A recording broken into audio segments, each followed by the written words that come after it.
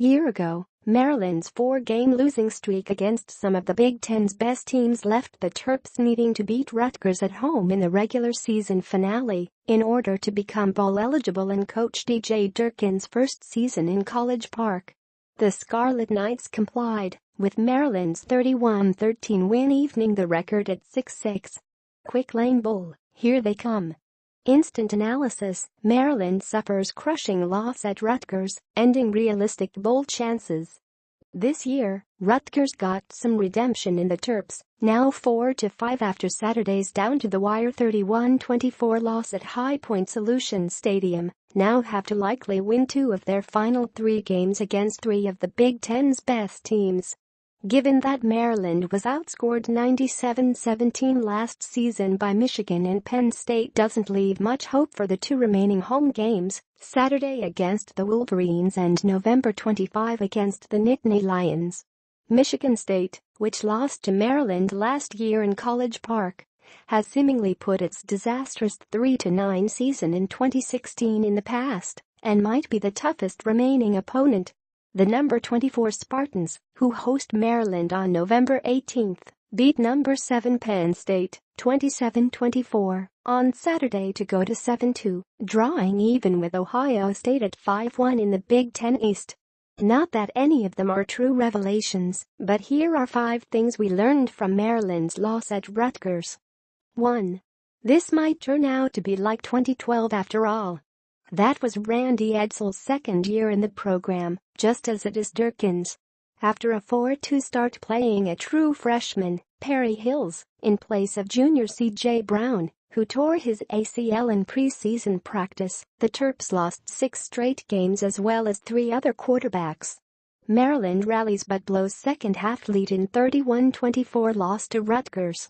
This year, after starting 3-1 despite losing sophomore Terrell Pigrome in the opener at Texas and true freshman Cassim Hill 2 weeks later against Central Florida, Maryland could wind up losing 7 of their last 8 to also finish 4-8 while going through at least 3 quarterbacks. Sophomore quarterback Max Vortenschlager has proved to be resilient, coming back from a mild concussion a week after Ohio State and also returning to games against Wisconsin and Indiana after getting banged up. But he couldn't finish Saturday's game after an apparent shoulder injury. If sophomore walk-on Ryan Brand starts Saturday's game against Michigan, he will be the 4th quarterback to start and 5th to play this season. Brand, who nearly led the Terps on a last-minute comeback to force overtime, acquitted himself well, finishing 8 for 12 for 68 yards. Either Brand outplayed redshirt junior Caleb Henderson in practice, or the North Carolina transfer is still not 100%, or both. 2. Maryland's defensive scheme needs some retooling.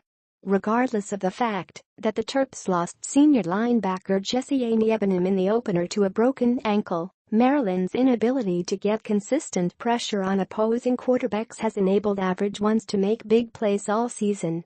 Jake Funk's versatility on full display for Maryland football this season.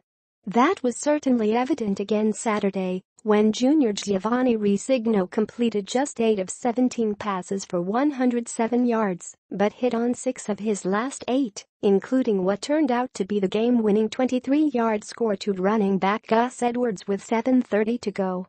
Resigno, who has never been compared to Ohio State's J.T. Barrett when it comes to running the ball, also rushed 6 times for 54 yards, including a 9-yard touchdown to tie the game at 7. The Scarlet Knights averaged 5.2 yards a carry. What was a bend but not break defense and shootout wins over Texas to start the season and Indiana a week ago could wind up getting mangled by Maryland's last 3 opponents if the Terps are content to keep everything in front of them. 3. DJ Moore doesn't get the respect he deserves from game officials. Moore, who is tied with Indiana's Simi Cobbs for the most catches in the Big Ten this season with 59, overcame a quiet start to finish with 8 receptions for 75 yards against Rutgers. He should have had a 9th catch, a 15-yard touchdown from Brand with 46 seconds left to help tie the game. Instead, officials allowed Rutgers cornerback Isaiah Wharton to absolutely maul Moore in the end zone, first grabbing his jersey and arm, then pushing him nearly out of bounds. Moore, who is one of the most dynamic and reliable receivers in recent Maryland history, nearly caught it anyway. Maryland needs Bortenschlager defense to keep making plays. This isn't the first time Moore didn't get a call at a key moment in a game. In Maryland's loss at home to Northwestern 3 weeks ago, Moore was pushed to the ground by a defender not playing the ball. That prevented the Terps from possibly closing a 10-point deficit in what was a 16-point loss. The non-call Saturday cost Maryland a chance to get the game into overtime. As great a receiver as he has been this season, Moore deserves better. 4. Jerry Kill is still a dynamic play caller. The former Minnesota coach, whose career seemed in jeopardy because of ongoing health problems, kept the Terps off balance for most of the afternoon. What started out as a straightforward smash-mouth running game got trickier as the day went on.